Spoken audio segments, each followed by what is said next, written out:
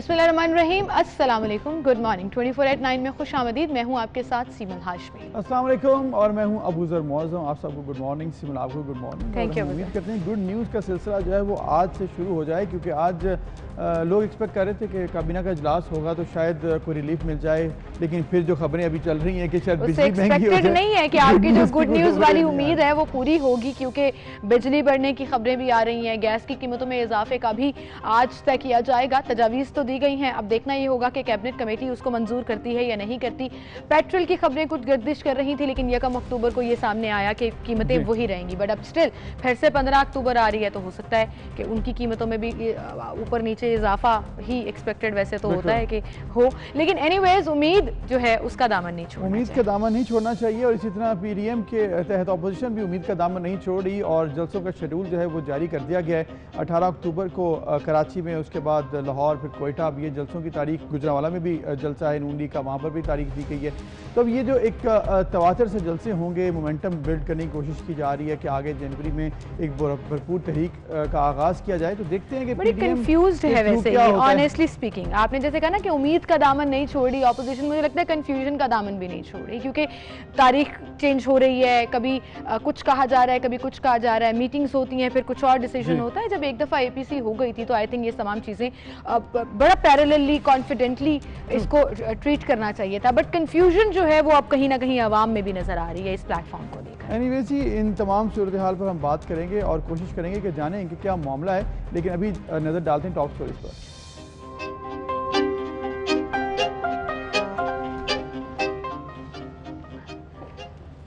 साबिक वज़ीर-ए-आज़म नवाज शरीफ के खिलाफ गद्दारी का मुकदमा दर्ज। वज़ीर-ए-आज़म आज़ाद कश्मीर राजा फारूक हैदर, मरियम नवाज समेत 40 से ज़ायद लीगी रहनुमा भी नामजद। नवाज शरीफ के खिलाफ बगावत का मुकदमा होने पर वज़ीर-ए-आज़म नायल। तारीख ब तारीख के बाद पीडीएम के जलसों के शेड्यूल जारी। पहला जलसा 16 अक्टूबर को गुजरांवाला, दूसरा 18 अक्टूबर को कराची, तीसरा जलसा 25 को कोयटा में होगा।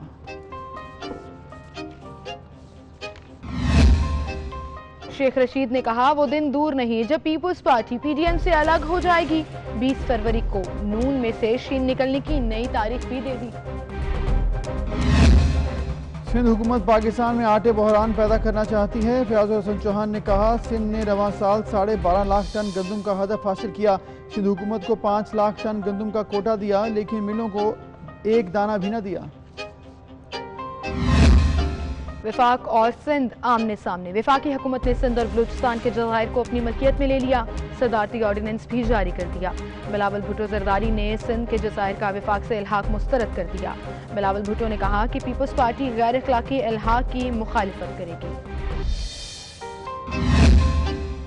ब्रेस्ट कैंसर से आगाही का महीना। एशियाई खवातीन में ब्रेस्ट कैंसर की शरह सबसे ज़्यादा पाकिस्तान में पाई जाती है। पाकिस्तान में 1 करोड़ 20 लाख खवातीन ब्रेस्ट कैंसर से किसी न किसी तरह मुतासिर हैं।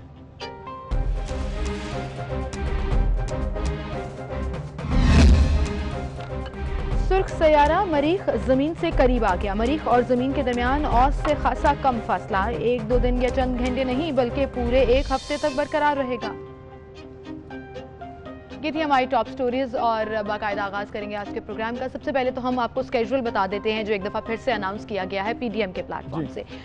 पीडीएम ने अब बाकायदा ये ऐलान किया है, पता नहीं ये ऐलान कब तक कायम रहता है, क्योंकि हर रोज़ कोई ना कोई नई अपडेट आ रही है कि पहला जलसा 16 अक्टूबर को गुजरांवाला में, और गालिबन ये वही जलसा है जो नून लीग ने अनाउंस किया था। अब वो पीडीएम के प्लेटफॉर्म से होगा। दूसरा जलसा 18 अक्टूबर को कराची में, जबकि तीसरा जलसा 25 नवंबर को कोयटा और 13 दिसंबर को फिर लाहौर में जलसा होगा। बिल्कुल। इजलास के बाद जो कल हुआ उसमें प्रेस कॉन्फ्रेंस करते हुए पीडीएम की स्टीयरिंग कमेटी के चेयरमैन एहसन इकबाल ने कहा है कि इजलास में तमाम जमातों की क़यादत ने इत्तफाक के राय से मुहिम को आगे बढ़ाने के लिए जलसों का ऐलान किया।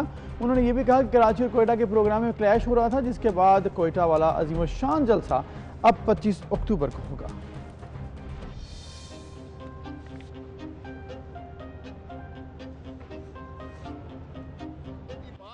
बगावत है, हर रोज पाकिस्तान में बगावत होगी। अगर इलेक्शन में धांधली के खिलाफ बात करना बगावत है, हर रोज पाकिस्तान में बगावत होगी। अगर महंगाई के खिलाफ बात करना बगावत है, हर रोज पाकिस्तान में बगावत होगी। अगर इस करप्ट हुकूमत को घर भेजने की बात है, हर रोज पाकिस्तान में बगावत होगी। नौजवानों की बेरोजगारी पे सवाल करना, गुर्बत पे सवाल करना, हुकूमत की नाकाम खारजा पॉलिसी पे सवाल करना, पाकिस्तान की आइन से रूगर्दानी पे सवाल करना गद्दारी है। तो इस गद्दारी पे हमें शर्म नहीं है, फख्र है। इंडिया में बैठ के हमारी इंटेलिजेंस एजेंसी के खिलाफ, बरतानिया में बैठ के हमारी फौज के खिलाफ सिर्फ ये नहीं कि धांधली करते हैं, सिर्फ ये नहीं कहा कि वो पॉलिटिक्स में हिस्सा लेते हैं, अभी प्राइम मिनिस्टर के तौर पर न्यूयॉर्क में बैठ के पिछले साल कहा कि अल-कायदा को ट्रेन किया था। दूसरी जानिब आपको बताएं कि साबिक वज़ीर-ए-आज़म नवाज शरीफ के खिलाफ बगावत का मुकदमा दर्ज। FIR के मुताबिक नवाज शरीफ ने इश्तियाल अंगेज तकारीर की हैं, मुल्क के मुक़्तदर इदारों को न सिर्फ बदनाम किया बल्कि भारतीय पॉलिसियों को तायद की और पाकिस्तान का नाम बदनाम किया है। बिल्कुल, एक आम शहरी है शादरा का जिसने ये दरख्वास्त दी और फिर FIR भी दर्ज हो गई और इसमें मरीम नवाज, शाहिद खाका नवासी, अयाज सादिक, एहसन इकबाल, परवेज रशीद, राजा जफरुल्लाह, कराना Sanaullah, lieutenant general retired Abdul Qayyum, lieutenant general retired Salahuddin Tirmizi और lieutenant general retired Abdul Qadir Baloch समेत 40 रहनुमा इसमें नामजद हैं और इसमें राजा फ़ारूक हैदर जो कि वज़ीर-ए-आज़म आज़ाद कश्मीर, उनका नाम भी शामिल है। तो इस पर भी बहुत बहस हो रही है और अब रात को लेट नाइट जब हमने देखा TV तो उसमें एक ट्वीट में भी फवाद चौधरी ने भी ओवरऑल TV पर भी ये बात जा रही थी कि इमरान खान ने नापसंदीदगी का इजहार किया वज़ीर-ए-आज़म पाकिस्तान ने। उन्होंने कहा कि जब उनको मालूम नहीं था तो जब मालूम उनको हुआ कि ये मुकदमा दर्ज हुआ है तो उन्होंने नापसंदीदगी का इजहार किया है। तो एनीवेज अब ये मामला तो है, इस पर अब आगे क्या होता है ये भी एक क्वेश्चनेबल बात है। मुकदमा पहले तो दर्ज हुआ क्यों, फिर उसके हवाले से ये भी बात हो रही है कि PDM के जलसों के बाद ये सारी सिचुएशन एकदम बदल गई थी कि जब तारीखें दी तो प्रेशर में आई गवर्नमेंट, और ये तमाम मामला है जिस पर अब सभी बात कर रहे हैं। और सभी जब बात करते हैं तो फिर एक बड़े अवामी लीडर हैं जो हमेशा पेशगोइयाँ भी करते हैं और तारीखें भी देते हैं और ख़बरें भी बताते हैं। शेख रशीद साहब भी कल बोले हैं, उन्होंने क्या कहा है आपको वो सुनवाते हैं। खान जिसका नाम असम्बली तोड़ देगा, इनको NRO किसी कीमत पर नहीं देगा, किसी कीमत पर नहीं। और इंशाअल्लाह ताला इमरान खान पाकिस्तान में 5 साल पूरे करेगा। ना इनके साथ कोई बंदा है, ना इनके साथ कोई अवाम की ताकत है। और जो लाहौर में इन्होंने जलसी की है, जो रीगल चौक के बजाय सर्विस रोड पर आकर, इनकी आंखें खुल जानी चाहिए। और पीपल्स पार्टी इंशाअल्लाह ताला मुझे 110% उम्मीद है कि इनके साथ नहीं चलेगी, कभी इस्तीफे नहीं देगी। सूरज मशरिक से मगरिब में निकला है, पीपल्स पार्टी इस्तीफे शीन निकलेगी, जरूर निकलेगी। मैंने तो 31 दिसंबर, जनवरी, फरवरी की डेट दी हुई है, 20 फरवरी से पहले। तो ये कहना था जी शेख रशीद साहब का। और अब ये तमाम मामला है, ऑब्वियसली गवर्नमेंट की जो रिप्रेजेंटेशन है वो इसी तरह से बातें करती है और अपोजिशन जो है वो तो अपने पहले जलसे के बाद ही कुछ बड़े नताइज के लिए उम्मीद बांध चुकी है। तो अपोजिशन के क्या अज़ाइम हैं, क्या फ़ैसले किए जा रहे हैं, PDM के क्या होंगे आगे फ़ैसले, PDM किस तरह से चलेगी, क्योंकि जो स्टार्ट था PDM का वो थोड़ा शेकी नज़र आया मुझे। बिल्कुल, इस हवाले से हम बात करेंगे। PMLN से हमारे साथ मौजूद हैं खलील ताहिर सिंधु साहब, एक्स मिनिस्टर भी हैं और रहनुमा भी हैं PMLN के, उनको खुशामदीद कहेंगे। अस्सलाम वालेकुम खलील साहब, बहुत शुक्रिया आपकी तशरीफ आवरी के लिए। और पीपल्स पार्टी से हमें ज्वाइन करेंगी सेनेटर सहर कामरान, वो भी हमारे साथ मौजूद होंगी वीडियो लिंक के जरिए। अस्सलाम वालेकुम सहर साहिबा।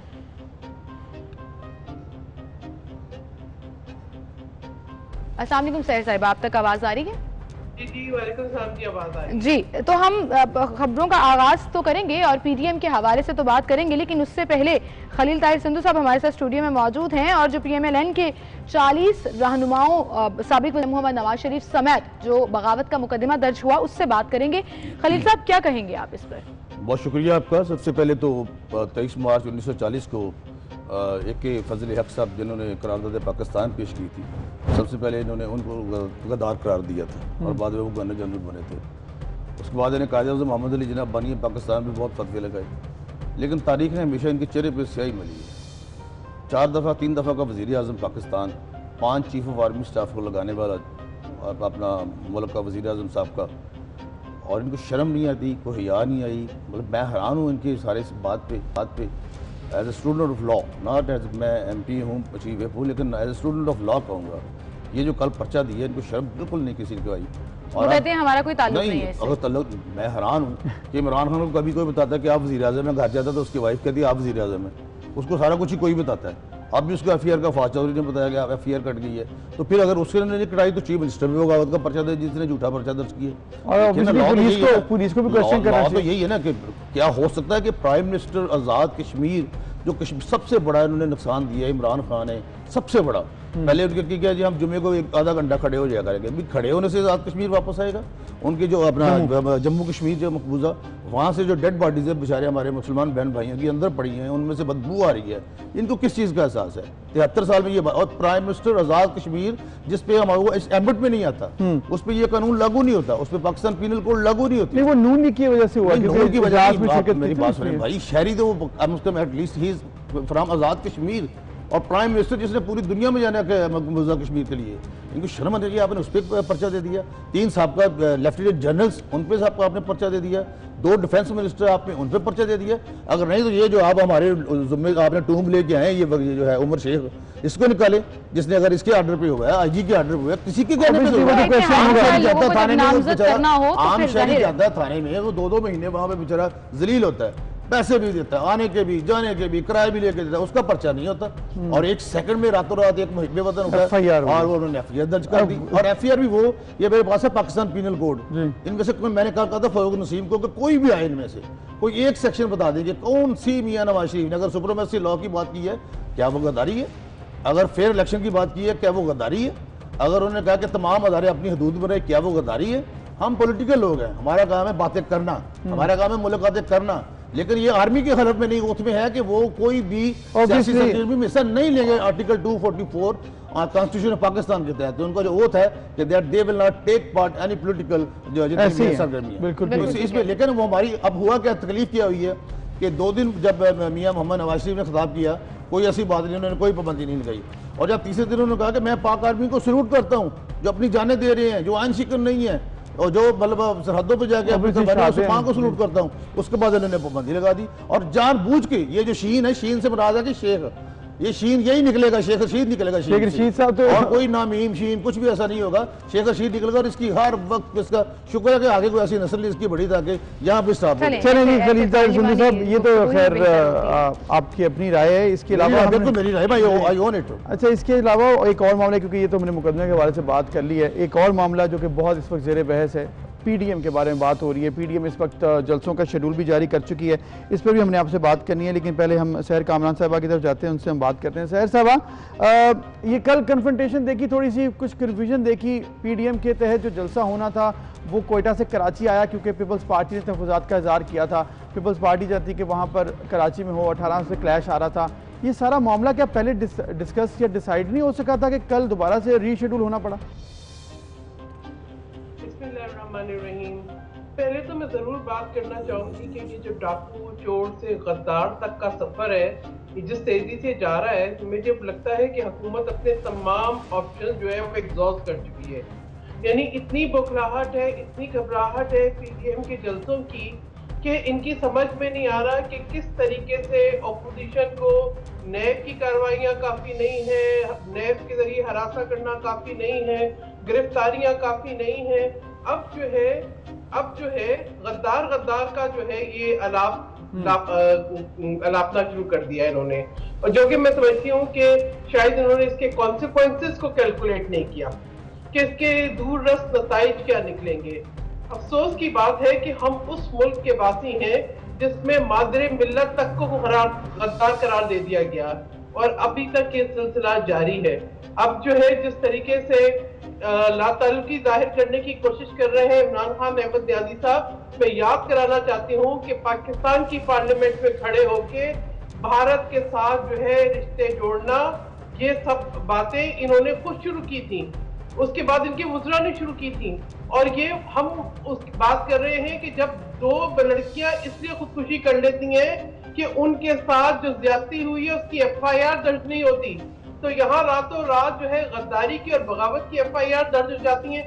अब बताइए कि कौन था जो है वो बयानिया बनेगा कि जो है आप बताएं कि कश्मीर आजाद जम्मू कश्मीर का वजीर आजम जी, वो भी गद्दार, वो भी बागी, आपके 3 साबिक रिटायर्ड लेफ्टिनेंट जनरल वो भी गद्दार, वो भी बागी, ठीक है। आपके जो है वो आधे जो है वो मेंबर पार्लियामेंट वो भी गद्दार, वो भी बागी। ये किस किस्म की, किस तरफ हम जा रहे हैं? बजाय इसके कि आप होशमंदी के नाखून लें, बजाय ये कि आप एक ऐसा रास्ता इख्तियार करें जहां अवाम के मसाइल हल हो, जहां पे आपको इस बात का एहसास हो, इंट्रोस्पेक्शन हो, आपको इस बात का एहसास हो कि आपकी गलतियां और खामियां कहाँ हैं, वहां आप वो रास्ता अपना रहे हैं जिसका मैं समझती हूँ कि बहुत ही तबाही की तरफ जो है जो रास्ता जाता है। पीडीएम के जलसे पे कोई कंफ्यूजन नहीं है। पहले 11 तारीख की डेट जो है मुकर्रर थी बलूचिस्तान में, लेकिन उसके बाद जब वो डेट चेंज हुई तो स्टीयरिंग कमेटी की मीटिंग के बगैर जो है 18 अक्टूबर जो है वो अनाउंस हो गई। आपको पता है कि 18 अक्टूबर जो है वो सानहा कारसाज की वजह से पीपल्स पार्टी उस दिन को ऑब्जर्व करती है, लेकिन अब जो है तमाम पार्टीज पीपल्स पार्टी को ज्वाइन करेंगी 18 तारीख को, और पीडीएम के प्लेटफॉर्म से 18 तारीख का जो हमारा सानहा कारसाज है उसको हम ऑब्जर्व करेंगे, और बाकी तमाम जलसों का शेड्यूल सामने आ गया है। और अपोजिशन वो नहीं कर रही जो हुकूमत कर रही है, हुकूमत तो बखराहट और घबराहट का शिकार है। अपोजिशन बतदरीज प्रेशर बढ़ा रही है और इनको बता रही है कि या तो आप राय रास्त पर आ जाएं या अपना रास्ता ले लें, और इनका रास्ता लेने का वक्त आ गया है। सही। सेनेटर साहिबा हमारे साथ ही रहिएगा, खलील ताहिर चंदू साहब आप भी हमारे साथ ही रहिएगा, इस पर मज़ीद बात भी करेंगे। नाज़रीन हम एक छोटी सी ब्रेक की तरफ जाने, एक ब्रेक ले लेते हैं, फिर हाजिर होंगे।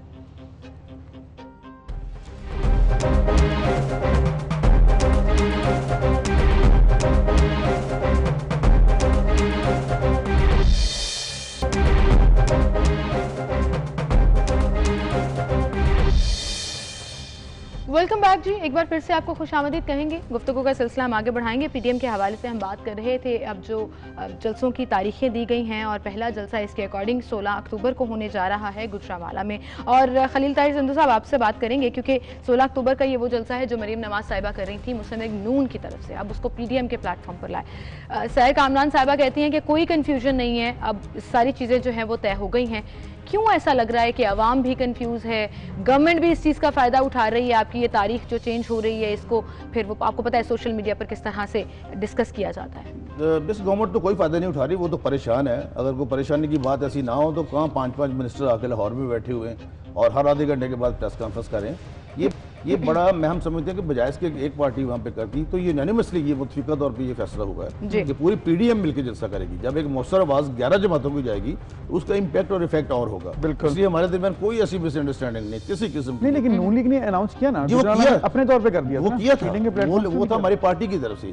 लेकिन कल को पीपल्स पार्टी हमारी जमात है, बहुत बड़ी जमात है फेडरल की, वो अगर अलहदा करती है अपने जलसे तो दे हैव देयर ओन मंशूर, उनका अपनी है सारा कुछ। लेकिन जब जो पीडीएम के जलसे हैं वो अब यूनानिमस होंगे, मुतफिका होंगे, और मेरे ख्याल में एक दो जलसे में फारूक होकर घर चले जाएंगे इंशाल्लाह। बहुत जलसों से तो नहीं ज्यादा कुछ जाएंगे, जनवरी तक जाएंगे, फिर कुछ और हो जाएगा, लेकिन जनवरी तक गवर्नमेंट जाएगी। देखिए जो कॉमन मैन का हाल है उसका जिस्म और रूह का रिश्ता बरकरार रखना मुश्किल हो गया। हम कुछ करें ना करें, इसको आम आदमी इनको भगा देगा यहाँ से। चलिए, आम आदमी आप ये कह रहे हैं, वैसे तारीख में अभी तक ऐसा कभी हुआ नहीं कि जलसे जुलूसों से जी। अयूब खान के दौर में 4 पैसे चीनी महंगी हुई थी, तो जब घर के बच्चों ने नारे मारने शुरू कर दिए, उनको नहीं पता था किसको ये बड़ा गंदा लफ्ज़ बोल रहे हैं। वज़ीर-ए-आज़म कहते हैं किसकी जरूरत मेरे से इस्तीफा मांगे, जरूरत उसको किसी को मिलता ही नहीं तो उसकी जरूरत तो सही बात है।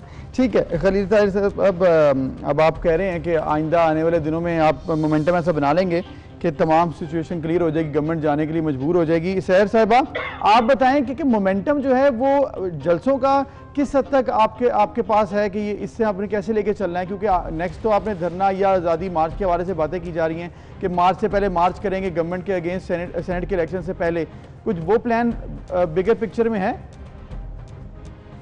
देखिए मैं आपको बताऊं कि जो पीडीएम से जितना हाइप है ये हुकूमत, वो आपको नजर आ रहा है। इनकी जो पूरी एक मीडिया स्ट्रेटजी है वो इस पर बेस कर रही है कि किस तरीके से जो है अवाम को गुमराह किया जाए, किस तरीके से, लेकिन वो हो ये रहा है कि ये खुद गुमराह हो रहे हैं, ये अपनी फ्रस्ट्रेशन को डिमॉन्स्ट्रेट कर रहे हैं। पीडीएम के जलसे अगर तारीख में रद्दोबदल हो गई, उससे जो है पीडीएम के अहदाफ में रद्दोबदल नहीं हुई। अहदाफ बिल्कुल क्लियर और वाज़ेह हैं। आज पाकिस्तान को जिन चैलेंजेस का सामना है, आज अवाम की जो मुश्किलात हैं, आज जिस तरीके से आईने पाकिस्तान जो है वो पामाल हो रहा है, आज जिस तरीके से ऑर्डिनेंसेस पे मुल्क चल रहा है, जिस तरह से पार्लियामान की बेतौकीरी हो रही है, जिस तरीके से इंसानी हकूक सल्ब हो रहे हैं, ऐसे वक्त में अपोजिशन खामोश नहीं रह सकती। और अपोजिशन की एक एपीसी क्या हुई? आप तो देखें, हुकूमत के तो मैं समझती हूँ कि बदहवासी जो है वो सामने वाज़ेह हो गई है। यानी मैं ये सोचती हूँ कि गद्दारों की फहरिस्त तो पहले हम गिनते थे कि जो मादरे मिल्लत से शुरू हुई और पता नहीं कहाँ तक पहुंची, और अब जो है ये किस हद तक पहुंच आ गए।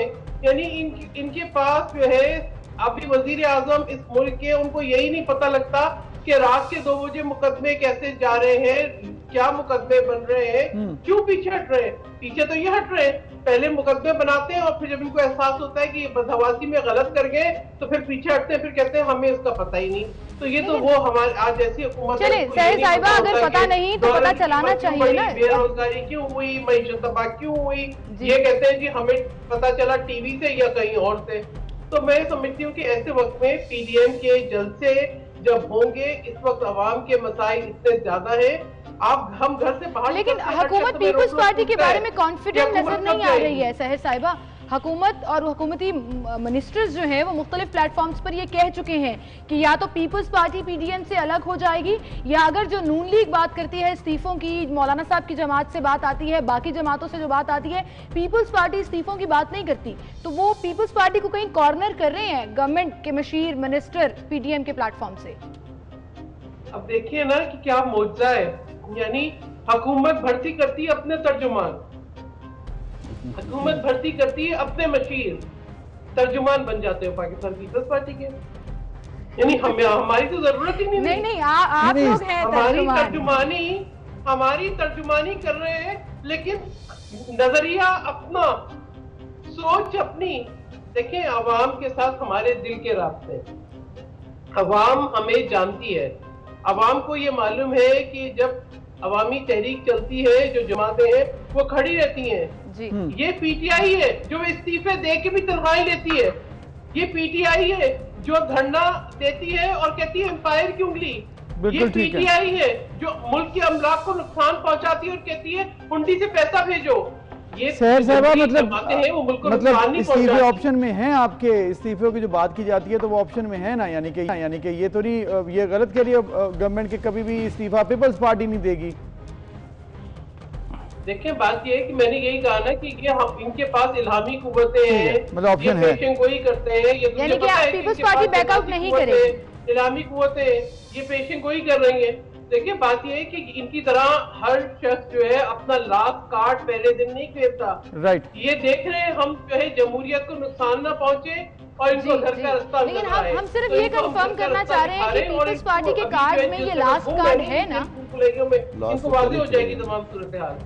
ठीक है, सही है, ठीक है। खलील सिंध साहब आप क्या कहेंगे, क्या ये जो लास्ट कार्ड जिसका सहर साहिबा जिक्र कर रही हैं इस्तीफों का, ये जलसे जुलूसों से तो अपेरेंटली ऑनेस्टली स्पीकिंग नहीं लगता कि जो अहदाफ हैं पीडीएम के वो हासिल होंगे, तो क्या ये ऑप्शन मार्च से पहले कंसिडर किया जाएगा? देखिए जो मेरी बहन कह रही है सहर, वो बिल्कुल दुरुस्त फरमा रही हैं, लेकिन मैं समझता हूँ कि ये रिजाइन से पहले बहुत पहले चले जाएंगे, इनके पल्ले कुछ नहीं है। असल में आप बात कुछ और तरफ है, बात ये नहीं कि हम क्या करना चाहते हैं, पीडीएम क्या करना चाहती है, बात ये है कि कॉमन मैन जब 800 रुपये की खरीदेगा अदरक 1 किलो और 120 रुपए के 1 पाव लेमन खरीदेगा, और बैंगन जिनको खाता को नहीं था 120 रुपए के लोग साथ निकलेंगे, तो फिर आप जब कौम साथ निकलेगी तो जब वो कहते कौमाइयाँ जोश वेचते बादशाहियाँ हिल गई, ये तो तिनकों की तरह बह जाएंगे। डिजाइन तो बड़ी दूर की बात है। मैडम सहर बिल्कुल मेरी बहन है, बिल्कुल ठीक फरमा रही हैं। आप देखना ये कोई इनके पल्ले कुछ नहीं है, जैसे जो सिलेक्टेड लोग आते हैं ना, ठीक है, उनकी बेस को नहीं होती, जब जिस चीज की बुनियाद पक्की ना हो उसकी दीवारें तो फौरी गिर जाती हैं। राइट खलील साहब, आपने के मुताबिक कि अगर जलसे हों फिर मार्च हो, उससे पहले इस्तीफे पड़ेगी। अच्छा, इसके अलावा एक और चीज़ है जिसके बारे में भी कल से कन्फ्यूजन है थोड़ी सी, कि मोहम्मद जुबैर साहब को मियां नवाज शरीफ और मरियम नवाज साहिबा का तर्जमान बनाने की क्या जरूरत पेश आई, क्योंकि वो ऑलरेडी तो नून लीग की तरफ से तर्जमानी तो हो रही है। अच्छा, 53 तर्जमान है पंजाब गवर्नमेंट के बाजार के। नहीं ये तो बात सुने ना, पर्सनली ना मैं बता रहा हूँ, बाजार भी पर्सनल है ना। इमरान खान के कितने हैं जिनको को पता नहीं, एक ब्रीफ केस लाए हैं, जब उन्होंने भागना है ऐसे शायद, लेकिन उस वक्त से पहले हम कोशिश करेंगे उनके नाम बीसीएल में आ जाए, तो ये भाग जाएंगे सारे यहाँ से। तो अगर मोहम्मद जुबैर साहब is a senior person, party की तर्जमानी नहीं करेंगे, सिर्फ इन 2 शख्सियत, कोई बात नहीं, इसमें जो लीडर है मतलब उसकी अगर वो तर्जमानी करे, मोहतरमा बेनजीर भुट्टो शहीद के बहुत सारे ऐसे पर्सन होते हैं मतलब आप बताना नहीं चाह रहे कि जरूरत क्या पेश आई? नहीं, कोई ऐसी जरूरत नहीं। मतलब अगर सेहत के बारे में पूछना हुआ तो फिर हम उनसे पूछे मोहम्मद जुबैर साहब। बिल्कुल उनसे पूछें कि कैसी आपसे भी पूछ सकते हैं, अभी लंदन से आप आए हैं। जी मैं लंदन गया था, लेकिन कैसी तबीयत है मियां साहब की? नहीं मियां साहब बस अभी उनकी ट्रीटमेंट नहीं हो सकी कोविड की वजह से, क्योंकि वहाँ पर ये माशाल्लाह ठीक लगा। नहीं माशाल्लाह देखिए बाहर बंदा अच्छा भला चलता फिरता था, ठीक लगता है, लेकिन किसी को क्या पता कि उसके अंदर क्या मतलब कोई पोजीशन है, उसके जो बाकी सिस्टम है उसमें क्या है। तो इसलिए जब तक, और फिर हमने नहीं, अब मैं आज आपको नई बात बता देता हूँ, इनसे पूछ लीजिएगा, कोई इनकी तरदीद कर दे। जब बरतानिया के मियां साहब इन्होंने परमिशन दी है तो बरतानिया ने पूछा इनसे कि क्यों भेज रहे हैं, इन्होंने कहा जी ये बहुत सख्त बीमार हैं जी। उन्होंने कहा जी भेजना तो सुन लें, रिपोर्ट्स भेजी, ECL का अपने इन्होंने फैसला भेजा कैबिनेट का, जिसको वो जो है क्या नाम उसका इमरान खान उसने चेयर किया, और फिर उनको कहा कि ये हमारी कैबिनेट का भी फैसला है। और तीसरा पैरा ये है कि जब तक ये मुकम्मल ठीक नहीं होते, ये हाई कोर्ट का ये जस्टिस ये था जो फैसला वो जो है लेकिन अब वो ये कहते हैं कि हमने इंसानी हमदर्दी के तहत ये डिसीजन दिया था, उनकी वजाहतें भी एग्जिस्ट करती हैं। कौन होते हैं साहब आपकी तरफ मैं आऊंगी, हाई कोर्ट की जजमेंट है, ये कौन है? चले इस पर तो बहस भी हो सकती है। अच्छा एक सवाल जो मैं पूछना चाहूंगी सेनेटर साहिबा आपसे कि एक तरफ तो लोगों को पकड़ा जा रहा है, जैसे मुस्लिम लीग नून से साबिक वज़ीर आला कायदे हिज़्ब इख्तिलाफ शहबाज शरीफ साहब अंदर हैं, हिरासत में हैं, ऑपोजिशन लीडर पंजाब हिरासत में है, जरदारी साहब पर फर्द जुर्म आयद है। जी बिल्कुल, यही मैं बात करने वाली थी कि क्या इससे इफेक्ट होगा PDM, और चूंकि लीडरशिप मैटर करती है पार्टी की, बिलावल भुट्टो साहब तो लीड करेंगे ही डेफिनेटली और जलसों में शिरकत करेंगे ही, लेकिन क्या इससे फर्क पड़ेगा? नून लीग के मियां साहब पाकिस्तान में नहीं है, उसके ऊपर भी बात हो रही है। लेकिन मैं बताऊं कि ये गिरफ्तारियां करके, हरासा करके आज जो है ये हुकूमत एक ऐसी है जो हरेसमेंट पे चल रही है। अगर कोई बात करता है तो हरेसमेंट, लोग दिन दहाड़े इस्लामाबाद से गायब हो जाते हैं। साबिक सदर आसिफ अली जरदारी को मजबूर किया जा रहा है कि वो बार बार नैब की अदालत में पेश हो। पहले झूठे केस बनाए जाते हैं, फिर महीनों जो है गिरफ्तार रखा जाता है, और उसके बाद अब वो जो तेजियां दिखाई जा रही है ना, ये जानते बूझते एक तरफ जो है वो DC इस्लामाबाद का कहता है कि जी कोरोना के केसेस बढ़ रहे हैं, एक तरफ जो है वो इमरान खान अहमद नियाज़ी साहब फरमाते हैं कि जी सेकंड वेव आ रही है, मोहतात रहें, और दूसरी तरफ साबिक सदर आसिफ अली जरदारी की सेहत को, उनकी उम्र को, उन पे किए हुए जुल्म सितम को नजरअंदाज करके उनको बार बार नैब अदालत में पेश किया जा रहा है ताकि वो एक्सपोज हो। ऐसे हालात में वायरसेस है, वहाँ पे इतने लोग हैं, इकट्ठे होते हैं, आप पता नहीं कहां से लोगों को लेकर आते हैं, और उसके बाद जो है आप चाहते हैं कि वो बार बार आए ताकि उनको खतरा हो।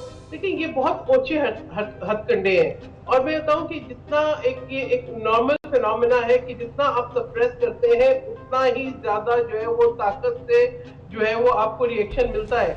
तो ये अब वो गुजर गए, हम ये वो जमहूरी पार्टीज हैं जो हर किस्म के जुल्म और सितम और ठीक है, बिल्कुल सही है, यानी कि फर्क नहीं पड़ेगा PDM अपने अहदाफ के लिए। जी आज जो है इन पॉलिटिकल पार्टीज के साथ सिविल सोसाइटी भी है।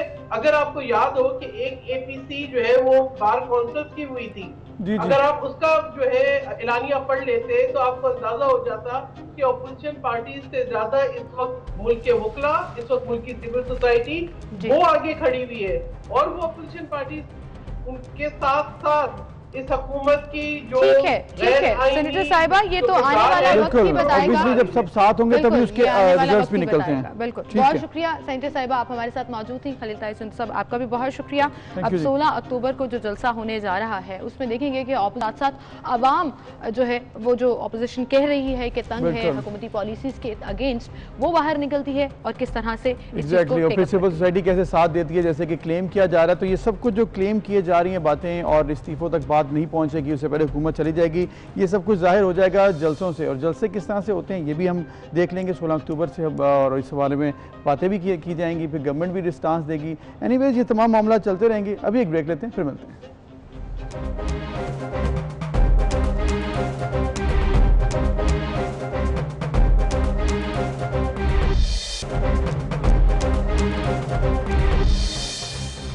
वेलकम बैक नाज़रीन। आटे का बहरान एक बार फिर पैदा होने का खदशा जाहिर किया गया है, और इस बार वज़ीर इत्तलात पंजाब फयाज़ुल हसन चौहान ने कहा कि इसमें वजह पंजाब नहीं सिंध है, और सिंध की वजह से ये बहरान पैदा हो सकता है क्योंकि मिसमैनेजमेंट है और बैड गवर्नेंस है सिंध की, जिसकी वजह से ये मामला आगे आ सकते हैं। बिल्कुल, और इस हवाले से उन्होंने कल प्रेस कॉन्फ्रेंस भी की। उस प्रेस कॉन्फ्रेंस में बार बार वो हवाला देते रहे कि कितनी गवर्नमेंट प्रोक्योर की है, कितनी गवर्नमेंट सिंध को रिक्वायर्ड थी और कितनी उन्होंने ली है। पंजाब में गंदम की बिला तातुल फराहमी उन्होंने कहा कि हमारी अवलिन तरजीह है, और रवां साल गंदम की पैदावार का 10 साला रिकॉर्ड भी तोड़ा।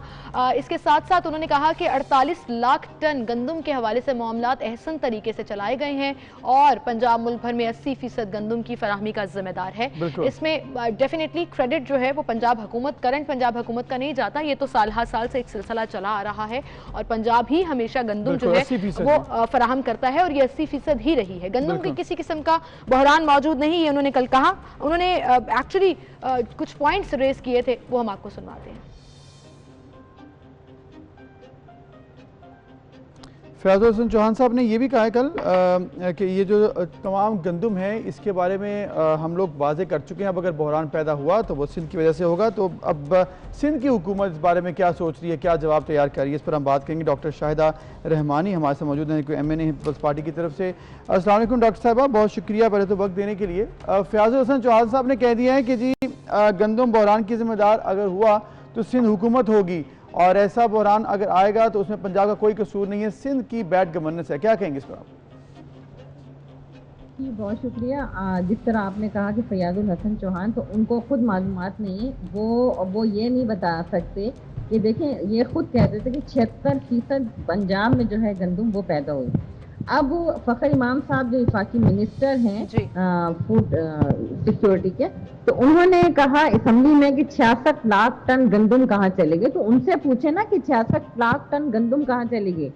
हमने तो 12.5 टन गंदम प्रोक्योर किए और ये सूबों का हक होता है, हम अपने लिए सूबों के लिए लेते हैं, वो तो हमारा हक था, हमने लिया। और हमने, हमारे सिंध में तो शॉर्टेज नहीं है। आज मुल्क में शॉर्टेज क्यों है, इसकी जिम्मेदार वफाकी हुकूमत है, इसकी जिम्मेदार पंजाब हुकूमत है, और फिर वफाकी वजीर का अपना स्टेटमेंट है कि 66 लाख गंदम कहाँ गई। तो ये वो लाडले हैं जिनको नवाजने के लिए ये सारी चीज़ें की गई हैं, जिन्होंने गंदम को फौरी तौर पर गंदम की फसल कटते ही खरीदारी कर ली और उसको ज़्यादा महंगे दाम दूसरे मुल्कों में स्मगल कर दिया और उसके बाद दूसरे मुल्कों से पाकिस्तान मंगवाया गया। तो ये है अरबों से खरबों बनाने के वो तरीके जो PTI की हुकूमत तब्दीली के जरिए लेकर। लेकिन डॉक्टर साहिबा, जो कल बात हुई और सूबाई वजीर ने यहाँ तक भी कहा कि सिंध ने रवां साल 12.5 लाख टन गंदम का हदफ हासिल किया, फिर 5 लाख टन का कोटा हमने दिया, सिंध हुकूमत ने मिलों को एक दाना भी नहीं दिया। वो कह रहे हैं कि ये वफाक और जो सिंध हुकूमत की आपसी चपकलिश है या करप्शन छुपाने के लिए ये इकदाम कर रही है, इसमें कोई हकीकत नहीं है। आप क्या कहेंगे? करप्शन की तो वफाकी हुकूमत ये बताए कि वो अपनी करप्शन छुपाने के लिए क्या कर रही है, क्यों सिंध हुकूमत को मौरद इल्ज़ाम ठहरा रही है। ये तो वफाक जो कि पंजाब 80% गंदम पाकिस्तान की पैदा करता है, वो गंदम कहाँ चली गई 2 महीने के अंदर। ये गंदम को ये बताने के लिए वफाकी हुकूमत ने के लाडलों ने जो गंदम खरीद कर बिलियन स्मगल कर दी और रेट बढ़ाकर फिर उसको जो है बरामद की गई। तो ये जो बिलियन ऑफ रुपीस की करप्शन है, ये उन लाडलों को बचाने के लिए की जा रही है। ये उन लाडलों से पूछा जाए, लेकिन मसला तो ये है कि जब आप किसी भी किस्म का कमीशन बनाएंगे, इंक्वायरी कमीशन बनाएंगे, तो वो रेट तो बढ़ गए। गंदम के रेट, आटे के रेट कहाँ चले गए, कहाँ कितना। और इसी तरीके से जैसे चीनी के रेट बढ़े थे, चीनी के रेट बढ़ गए, आज तक कम नहीं हुए। आटे के रेट बढ़ गए, आज तक कम नहीं होंगे। हाँ, जहांगीर तरीन साहब को बाइज्जत मुल्क से निकाल दिया गया। इसी तरीके से खुसरो बख्तियार को तरक्की दे दी गई। तो वो लोग जो पंजाब में इतनी बड़ी पैमाने की करप्शन में इन्वॉल्व है, जिन्होंने अरबों रुपए की गंदम को पैदा होते ही, यानी अभी आपकी जो अप्रैल मई में गंदम कटती और जून जुलाई के अंदर आपके पास शॉर्टफॉल आ गया, और आप जो है एक ज़राई मुल्क होके, शर्म की बात है कि हम गंदम को बाहर मुल्क से मंगा रहे हैं। मुल्क में शदीद किल्लत पैदा कर दी गई है, आटे की कीमतें बढ़ा दी गई हैं, और वजीर आजम साहब कहते हैं कि जी आटे की कीमतें बढ़ेंगी तो तमाम कीमतों के बढ़ने से चीज़ें मिलना शुरू हो जाएंगी। ये तो शर्म की बात है कि वजीर आजम कल खुद कहते थे कि जो हुकूमत जो महंगाई होती है तो हुकूमत चोर होती है, वजीर आजम चोर होता है। तो आज ये बात जो है साबित हो गई कि कौन चोर है, कौन स्मगलिंग में, कौन इस तरह के अरबों रुपए जो है वो कमा रहा है, वही फाइनेंसर है जो इस हुकूमत को, सिलेक्टेड हुकूमत को ले। शुक्रिया डॉक्टर शाहिदा रहबा, आपने हमें बताया इस वक्त सिचुएशन क्या है, और लगता है ऐसे कि फिर कंफ्यूजन है इसमें भी कि जिम्मेदारी किसकी है। जिसकी भी जिम्मेदारी, मुझे लगता है कि एक चीज़ डिसाइड होनी चाहिए कि इस पर मिल बैठकर फैसला करें। गंदम का बहरान इस दफ़ा नहीं आना चाहिए। 2 सालों में आटा स्कैंडल और ये तमाम चीज़ें इतनी ज़्यादा सामने आई हैं, चीनी स्कैंडल भी, चीनी स्कैंडल तो खैर सब्सिडी और उस बाद में, लेकिन अवेलेबिलिटी जो आटे की हमेशा कंफ्यूज रही है। आपको याद होगा एक दफ़ा हमने 20 किलो के आटे का थैला गायब हो गया, वो 15 किलो पर आ गया, जिससे मिल्स जो है वो फायदा उठा रहे थे। अभी भी फयाजुल हसन चौहान ने कल कहा कि जी आटा अवेलेबल है, आवाम कह रही है आटा अवेलेबल नहीं है, उस तरह से नहीं मिल रहा। Exactly, so I don't know ये किसका प्रॉब्लम है, बट प्लीज प्लीज प्लीज इसको सॉर्ट आउट कीजिए, क्योंकि आवाम को आटे से गर्ज है, आवाम को ये सियासी बयानबाजी से और इन तमाम चीजों से कोई हमारा कसूर है या किसी और का कसूर है, इससे हल नहीं मामला होगा। ये मामला हल होगा मिल बैठकर, डिसाइड करें कि गवर्नमेंट किस तरह से लोगों तक आटा पहुंचा सकती है, बहरान पैदा ना हो, इसको मेक श्योर करना इस वक्त बहुत जरूरी है। बिल्कुल, इतनी ज्यादा स्ट्रेस्ड की खबरों में जब कोई अच्छी खबर मिलती है तो मेरा खून बड़ा तेजी से दौड़ना शुरू हो जाता है। वो अच्छी खबर एक इनोवेशन की सूरत में है, एक जिसे कह रहे हैं रीलॉन्च ऑफ द प्रोजेक्ट है कि मैं जब बाहर देखती हूँ वेस्टर्न कंट्रीज में अबूजर, तो एयर एम्बुलेंस का कॉन्सेप्ट इतना कॉमन हो गया है कि कहीं पर भी कोई भी हादसा जब पेश आता है तो फौरन से मुतल्लिका हॉस्पिटल से, जो टर्शरी केयर हॉस्पिटल्स होते हैं, वहां से हेलीपैड से हेलीकॉप्टर जाता है और पेशेंट्स को हॉस्पिटल ले आता है। अब ये सर्विस कराची में भी अवेलेबल होगी। बिल्कुल, कराची के जिना पोस्ट ग्रेजुएट मेडिकल सेंटर में एयर एम्बुलेंस के लिए हेलीपैड फॉलोअप कर दिया गया है, और एग्जीक्यूटिव डायरेक्टर जिना अस्पताल डॉक्टर सीमी जमाली का ऐसा कहना था कि एयर एम्बुलेंस के जरिए मुल्क के दूर दराज इलाकों से शदीद जख्मी और बीमार मरीजों की आमदोरफ्त की राह हमवार हो गई है। और ये भी उन्होंने कहा कि 2 दहाइयों के बाद, क्योंकि रीलॉन्च हुआ है तो बीच में ये रुक गया था प्रोजेक्ट, 2 दहाइयों के बाद सिंध हुकूमत का एक और हेलीकॉप्टर जो पैड है वो अब उतर चुका है, और 90 की दहाई में हेलीकॉप्टर के जरिए मरीजों को पहले लाया जाता था। लेकिन जब हेलीपैड की हालत ख़राब हो गई तो मामला रुक गया, फिर फंड्स का मामला आ गया, लेकिन अब दोबारा से इसको शुरू किया गया है। सरकारी और निजी एयर एम्बुलेंस के जरिए अब मरीज लाए जा सकते हैं, उसमें सीरियस पेशेंट्स जो ट्रॉमा पेशेंट्स हैं उनको बहुत ज़्यादा फ़ायदा होगा। फिर उन्होंने ये भी कहा कि सिविल एविएशन अथॉरिटी लैंडिंग के लिए JPMC को सर्टिफिकेट दे चुकी है, यानी कि तमाम क्लियरेंस जो है वो हो चुकी है। हंगामी सूरत हाल से निपटने के लिए फायर ब्रिगेड की एक गाड़ी भी वहाँ पर मौजूद होगी। और फिर इसके साथ साथ अब पेशेंट्स को डिले की वजह से कि आप अस्पताल टाइमली नहीं पहुंच सके या वहां पहुंचने में टाइम लग गया, खुदा ना खास्ता ट्रॉमा पेशेंट्स खास तौर पर बहुत ज़्यादा इसमें अफेक्ट करते हैं कि ब्लीडिंग हो गई या इंटरनल ब्लीडिंग हो रही है, एंड सिर्फ मिनटों में आपको हॉस्पिटल पहुंचना है, ट्रैफिक अवॉइड करनी है, ट्रेवल टाइम अवॉइड करना है। तो I think this is the best news जो मैंने अभी सुनी है, और आई थिंक ये सब सूबों को रेप्लिकेट करके अपने टर्शरी केयर हॉस्पिटल में मेक श्योर करना। बिल्कुल, और इसके साथ साथ इसकी ये अवेलेबिलिटी भी होनी चाहिए कि जब एक पेशेंट है या फिर कोई शख्स बीमार है, एक्सीडेंट हुआ है उसका, तो उसके लिए ये अवेलेबल हो फ़ौरन। होता यहाँ पर ये है कि अगर फॉर इंस्टेंस मोटरवे है या हाईवे है, NHA है, अगर वहाँ पर कोई एक्सीडेंट हुआ है तो वहाँ पर कब पहुँच सकती है एयर एम्बुलेंस, या फिर जो एम्बुलेंस सर्विसेज हैं वो आपकी कब पहुँचती है, इससे बहुत बड़ा मसला ये है लोगों को सर्विस मिलती नहीं है, इसलिए वो दौरान सफ़र ही जहाँ बाक हो जाते हैं। तो इसके लिए मेक श्योर करना चाहिए पूरे पाकिस्तान में, जहाँ जहाँ गवर्नमेंट्स हैं इसको वो ज़रूर देखें। एक ब्रेक ले लेते हैं, फिर हाजिर होंगे।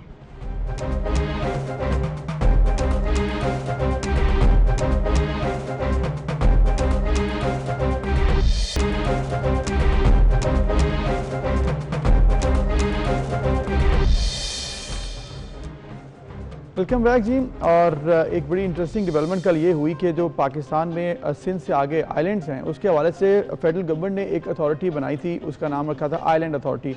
अब ये मामला है जो कि अब ज़ेर बहस आ चुका है, क्योंकि वफाकी हुकूमत ने सिंध और बलूचिस्तान के जज़ायर को अपनी मलकियत में ले लिया था, और वफाकी हुकूमत ने सदारती ऑर्डिनेंस भी इस हवाले से जारी कर दिया, यानी कि बिल पास नहीं हुआ, बाकायदा फ़ौरन से ऑर्डिनेंस जारी किया गया, और इसमें कहा गया कि खुद मुख्तार अथॉरिटी बना दी गई है। बंडाल और बुड्डू समेत तमाम जज़ायर वफाकी मलकियत में होंगे। इस ऑर्डिनेंस के मुताबिक हुकूमत पाकिस्तान आइलैंड्स डेवलपमेंट अथॉरिटी कायम करेगी। अथॉरिटी मनकूला और गैर मनकूला जायदाद का कब्जा भी हासिल करने की मुजाज होगी, और इन आइलैंड्स पर तमाम levies, taxis, duties, fees, transfer charges लेने की मुजाज होगी। बिल्कुल, इसमें वज़ीर-ए-आज़म अथॉरिटी का पैटर्न इन चीफ होंगे और पॉलिसी हिदायत भी जारी करेंगे। ऑर्डिनेंस में ये भी बताया गया, जबकि हुकूमत चेयरमैन समेत 5 से 11 अरकान पर मुश्तमिल 5 साल के लिए पॉलिसी बोर्ड भी तश्कील देगी। ग्रेड 22 या मसावी हाजिर या रिटायर्ड ऑफिसर को अथॉरिटी का चेयरमैन भी तैनात किया जाएगा, और इसके साथ साथ लेफ्टिनेंट जनरल के ओहदे के मसावी हाजिर या रिटायर्ड ऑफिसर चेयरमैन तैनात भी हो सकेंगे। चेयरमैन के ओहदे की मुद्दत जो है वो 4 साल होगी, जिसमें एक बार तौसी हो सकेगी। पेट्रन, अथॉरिटी, चेयरमैन, मेंबर या किसी भी ओहदेदार के खिलाफ कानूनी कार्रवाई नहीं हो सकेगी। ये ऑर्डिनेंस में वाज़ेह तौर पर लिखा है। फिर अथॉरिटी एक या ज़्यादा रजिस्ट्रार मुकर्रर कर सकेगी, सिविल कोर्ट का इख्तियार भी होगा उसके पास। फिर अथॉरिटी को 10 साल के लिए आमदनी, मुनाफा और वसूलियों पर टैक्सों की छूट भी होगी। ऑर्डिनेंस की खिलाफ वर्जी पर 6 माह से 7 साल कैद और जुर्माना और सजाएं भी हो सकती हैं, जबकि अथॉरिटी का हेडक्वार्टर्स कराची में होगा। इलाकाई दफातर दीगर मकामात पर भी कायम हो सकेंगे। बिल्कुल, अब ये मामला ऑब्वियसली बिलावल भुट्टो जरदारी ने, क्योंकि पाकिस्तान पीपल्स पार्टी के चेयरमैन हैं, उन्होंने सिंध के जज़ायर का वफाक से इल्हाक मुस्तरद कर दिया। ट्वीट भी किया उन्होंने, कहा पीपल्स पार्टी गैर कानूनी इल्हाक की मुखालफत करेगी। बिलावल भुट्टो ने यह भी कहा है। वज़ीर-ए-आला सिंध ने काबीना का इजलास भी आज बुला लिया है और इस सिचुएशन पर अब बात भी होगी, तो ऑब्वियसली ये बड़ा ज़रूरी भी था।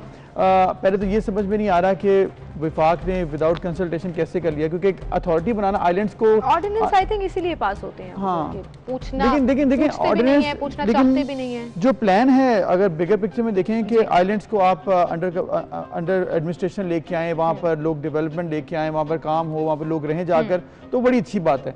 लेकिन अगर आइलैंड्स को आप खुद मुख्तार अथॉरिटी बनाकर ऑर्डिनेंस के जरिए पास करें, बिल्कुल अलग कर दें, ये बहुत गलत बात भी होगी, क्योंकि ऑब्वियसली एरिया वाइज तो वो उस प्रोविंस के अंदर ही आते हैं। आपको कहीं ना कहीं इस ऑर्डिनेंस में शायद इस तरह की चीजें जिससे सिंध हुकूमत को तहफुजात भी हो रहे हैं कि कंसल्टेशन के साथ साथ ऑन बोर्ड भी लेना चाहिए। आई थिंक तभी इश्यूज डेवलप होते हैं जब दोनों मेजर स्टेक होल्डर्स आपस में बात नहीं करते। डेफिनेटली विफाक है, वो पाकिस्तान में कहीं भी किसी भी इलाके में कुछ भी चीजें और चेंजेस ला सकती हैं, बट मुतल्लिका कंसर्न जो भी प्रोविंस है उसकी गवर्नमेंट की इल्हाक है। बिल्कुल, अब जैसे कि बात की जा रही है कि आज इजलास होगा और ऑब्वियसली उस इजलास में ऑर्डिनेंस तो आ गया और वो पास भी हो गया, तो अब नहीं, लेकिन उसके लिए 3 महीने का टाइम है ना, फिर वो एक लॉ बनने के लिए आपको जाना ही है असेंबली फ्लोर पर, सेनेट में जाना ही है। तो ये ऐसा काम पहले आप कंसल्टेशन कर लें ताकि आपको कोई क्वेश्चन ना हो, मसाइल ना हो, क्योंकि अब 3 महीने के बाद अगर आपको ये असेंबली से बिल पास नहीं होता या सेनेट से बिल पास नहीं होता, कानून नहीं बनता, तो फिर आपका इससे कोई फायदा नहीं होगा। अगर आप कोई डेवलपमेंट करते हैं, वहाँ पर लोगों को आप लेकर जाना चाहते हैं, वहाँ पर आप टैक्स लेकर सिस्टम लेके आना चाहते हैं,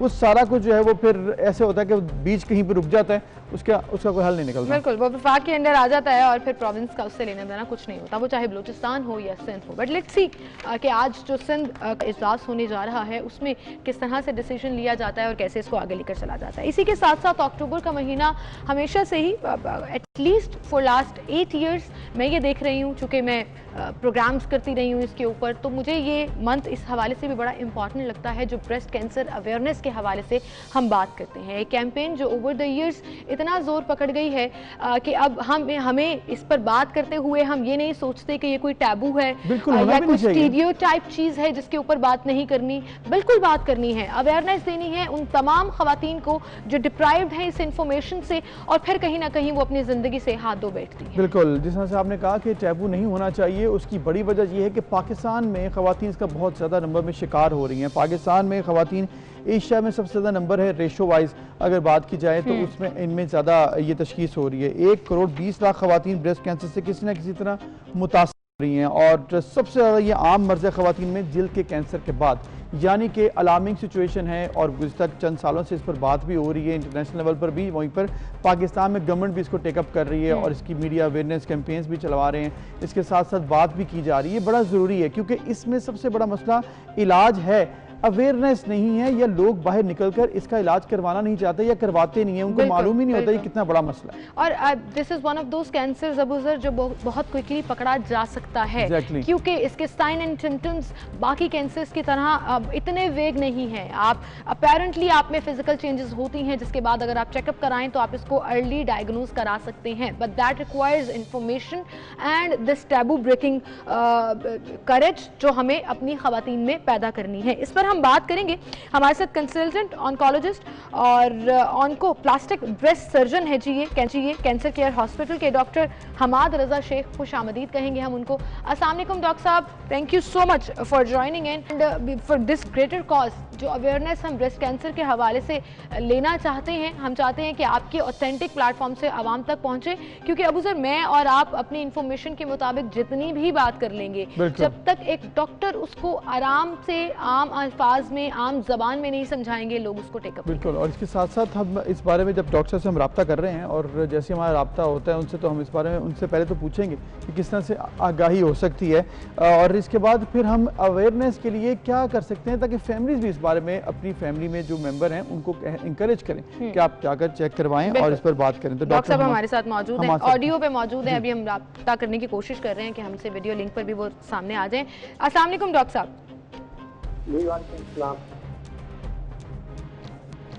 जी डॉक्टर साहब, thank you so much for joining in. अब ये कहिएगा कि ब्रेस्ट कैंसर मंथ सेलिब्रेट किया जा रहा है, अब इस महीने की मुनासिबत से क्या कहेंगे आप? सबसे पहले तो ये बताइएगा। देखिए जी, सबसे पहले तो ये कहेंगे कि जी ब्रेस्ट कैंसर ख़वातीन का जो है सबसे कॉमनेस्ट कैंसर है, न सिर्फ पाकिस्तान में बल्कि वर्ल्ड ओवर। पाकिस्तान में इसकी अहमियत इसलिए ज़्यादा है क्योंकि जो है वर्ल्ड ओवर अगर हम देखें तो इसकी इंसिडेंस है तकरीबन 1 in 8 women, यानी कि 8 में से 1 खातून को ब्रेस्ट कैंसर ज़रूर होता है। जो मेरा एक्सपीरियंस यहाँ पे पाकिस्तान में रहा है कि हमारे यहाँ ये शायद इससे ज़्यादा है, यानी कि मेरे ख्याल से 1 in 6 या 1 in 4 है। ठीक है।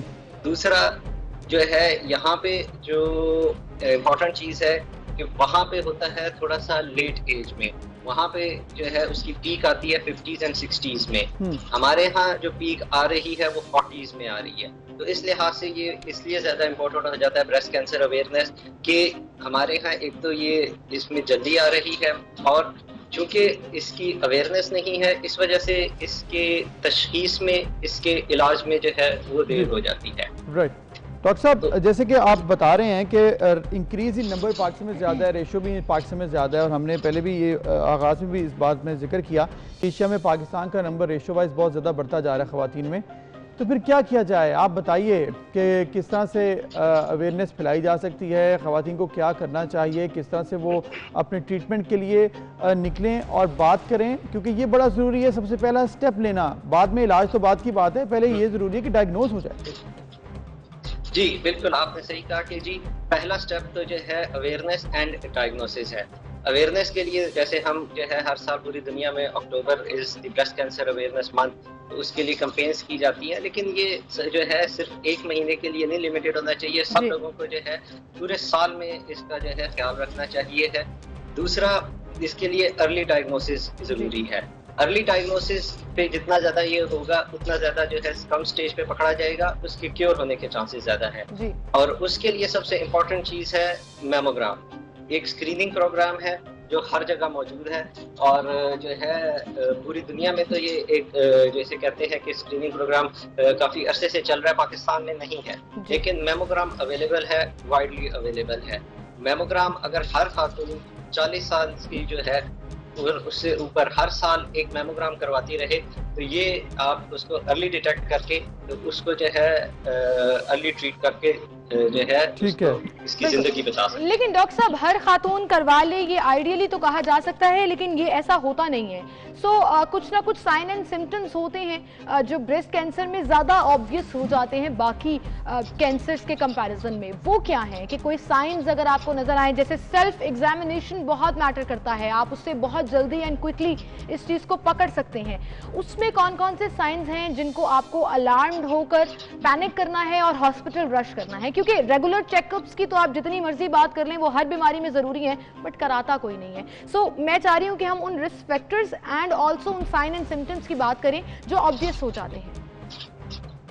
अच्छा, ये रिस्क फैक्टर्स की आपने अगर पहले बात की है तो इसमें सबसे पहले तो जो है रिस्क फैक्टर्स में ख़वातीन में जैसे जैसे एज बढ़ती जाती है इसका रिस्क बढ़ता जाता है। ठीक।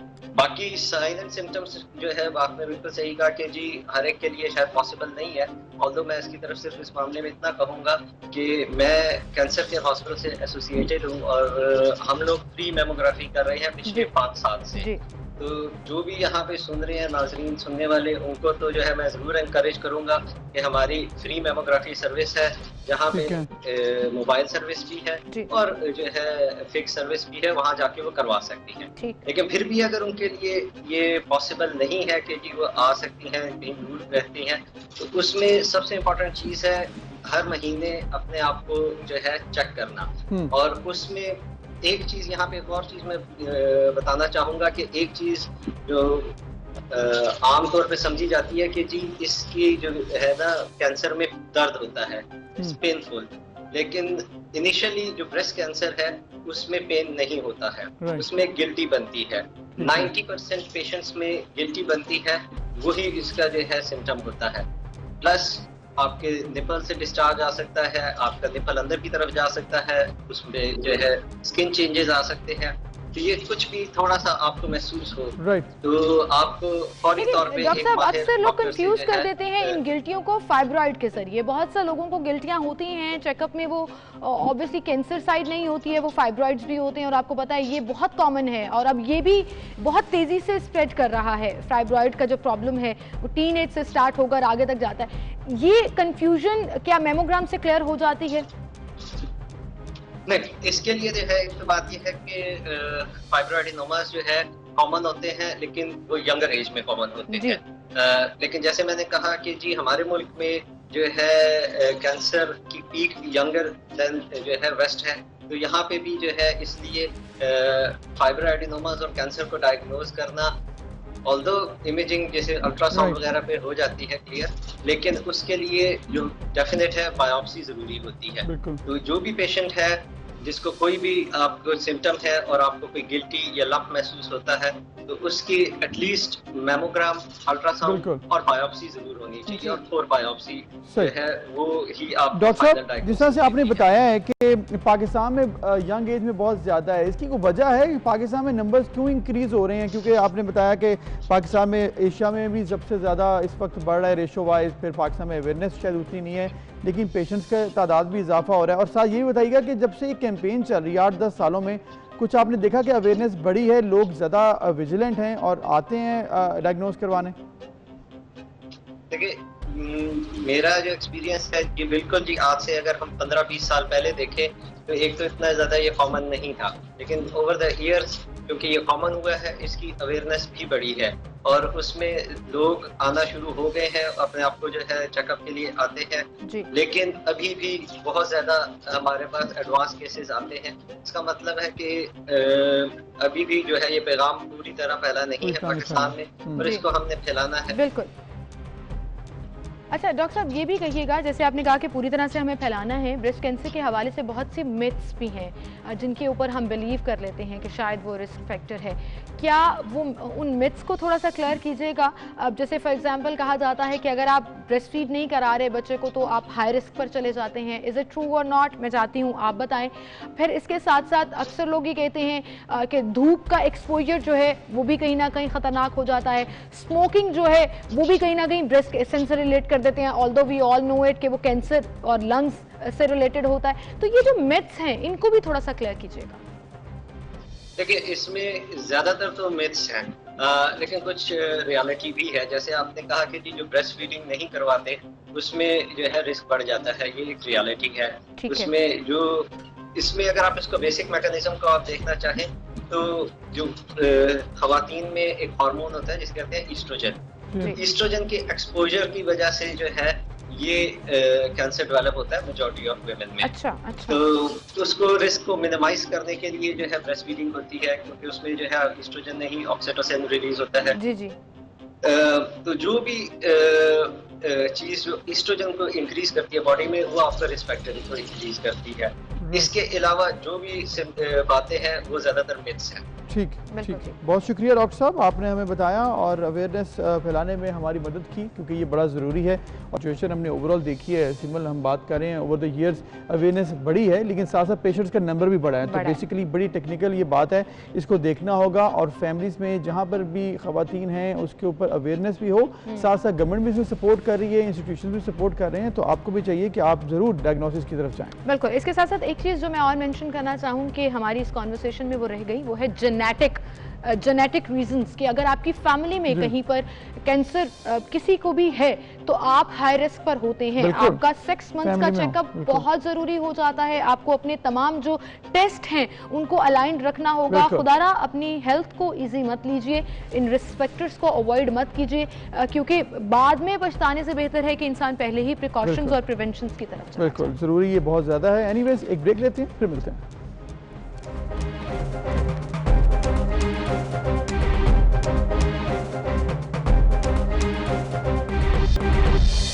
Welcome back. एक बार फिर से आपको खुशामदीद कहेंगे, जहां पर हम नज़र रखे हुए हैं कोविड के केसेस के हवाले से और कोविड-19 की पाकिस्तान में सिचुएशन क्या है उसके ऊपर भी खासी नज़र है, क्योंकि वज़ीर-ए-आज़म और बहुत से लोग ये कह रहे हैं, वज़ीर-ए-आज़म से जब ये शुरू हुआ तो फिर आपको पता है सारे मशीर तर्जुमान इसी पर बात करते हैं कि second wave of corona Pakistan में आ सकती है, तो हमें SOPs को फॉलो करना है, ये बहुत ज़्यादा ज़रूरी है। लेकिन उसी के साथ हमने एक और खबर भी थी, अमरीकी सदर को कोविड-19 हुआ। बिल्कुल, जब उनको कोविड-19 हुआ तो इस वक्त उनका इलाज तो जारी है। अमरीकी सदर डोनाल्ड ट्रंप अस्पताल से छुट्टी के बाद व्हाइट हाउस मुंतकिल हो गए और ट्रंप ने अस्पताल से वापसी पर मास्क पहन रखा था, लेकिन व्हाइट हाउस पहुंचने पर मास्क उन्होंने उतार दिया एक बार फिर और सैल्यूट भी किया। ट्रंप ने कहा कि कोरोना को अपनी जिंदगी पर हावी नहीं होने देना, कोरोना से डरने की जरूरत नहीं है, अमरीकी शहरी कोरोना का शिकार हैं तो भी कोई बात नहीं, सिर्फ एहतियात करें और घरों पर आएं। और बड़े कैजुअल वॉक करते हुए वो व्हाइट हाउस की तरफ जा रहे थे, क्योंकि उनको टेस्ट वगैरह के लिए हॉस्पिटल मुंतकिल किया गया था। हॉस्पिटल में भी जाकर उनकी बड़ी स्टेटमेंट्स आ रही थी कि मैं ऐसे लग रहा है किसी स्कूल में आ गया हूँ और मैं बहुत कुछ सीख रहा हूँ हॉस्पिटल में आकर। देखिए कि पैंट कोट टाई लगाकर कोरोना का पेशेंट फिर से कम ही देखे।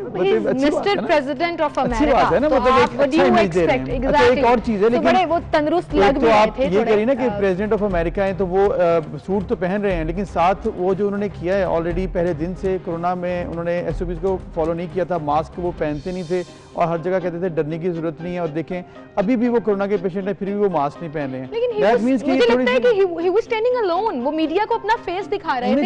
इमेज जाता है, दुनिया को आप क्या इमेज दे रहे हैं, क्योंकि उनके आसपास कोई नहीं है और आपको लगता है उनके पास कोई ना होगा, सदर खड़ा होगा, अमेरिका का सदर अकेले खड़ा। कोई बात नहीं, व्हाट्स हार्म इन दैट कि वो मीडिया को अपना चेहरा दिखा रहे हैं, ऑल्दो उनको बहुत क्रिटिसाइज किया जा रहा है इस बात पर।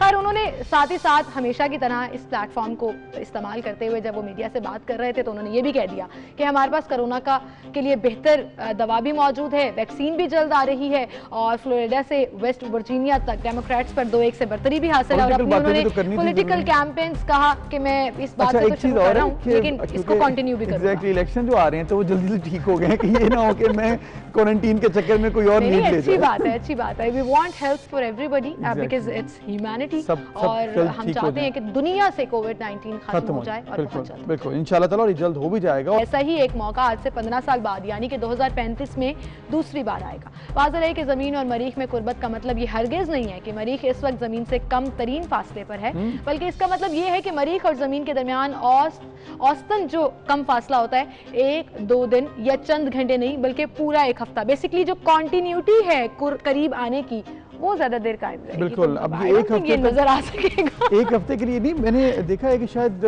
आप इसको देख सकते हैं नेकेड आई से भी, साथ टेलीस्कोप के थ्रू, क्योंकि अब ये हमें नहीं ना मालूम कि ये मरीख है ये नहीं, हमें तो सारे सितारे नजर आ रहे थे, ये सियारे नजर आ रहे थे। ऐसे बड़ा होता है कि हम सियारों सितारों को आपस में बड़ा मिक्स कर देते हैं, कुछ मूविंग आपको सैटेलाइट भी नजर आ रहा होता है, आप कहते हो सितारा मूव कर रहा है, but it's a science intervention और ये जो एक नायाब मौका है, रूटीन है, साइंसदानों के लिए ये कई सालों बाद मौका आता है, बड़ा इम्पोर्टेंट है। फल्कियात का जिनको शौक है, सितारों का, सियारों का, कहकशाओं का, या ऐसी खबरें सुनने का कि अब मरीख जो है वो बासानी नजर भी आ सकता है, तो आप उस पर नजर जरूर रखें। और अगर आपके पास टेलीस्कोप है जैसे कि मैं पहले कह रहा था, तो फिर आप इससे अंदाजा लगाकर, क्योंकि अगर आपको मालूम होगा ये कौन सा है, किसी से हेल्प ले लें, एग्जैक्टली, और एस्ट्रोनॉमी अगर आप पढ़ते हैं या आपके पास कुछ ऐसे टीचर्स हैं तो उनकी मदद लें और मरीख को यहाँ पर बैठ कर देखें, जो कि मेरे ख्याल में one in a life time experience होगा, उसको जरूर एंजॉय कीजिएगा अगर आप कर सके तो। बिल्कुल सही कह रहे हैं आप। और इसी के साथ हम एक और खबर की तरफ भी चलते हैं। इस साथ फौलियात और तिब का नोबेल इनाम मुश्तरका तौर पर 3 साइंसदानों को अनाउंस कर दिया गया है। हॉर्वे ऑल्टर, माइकल हॉटन और चार्ल्स राइस को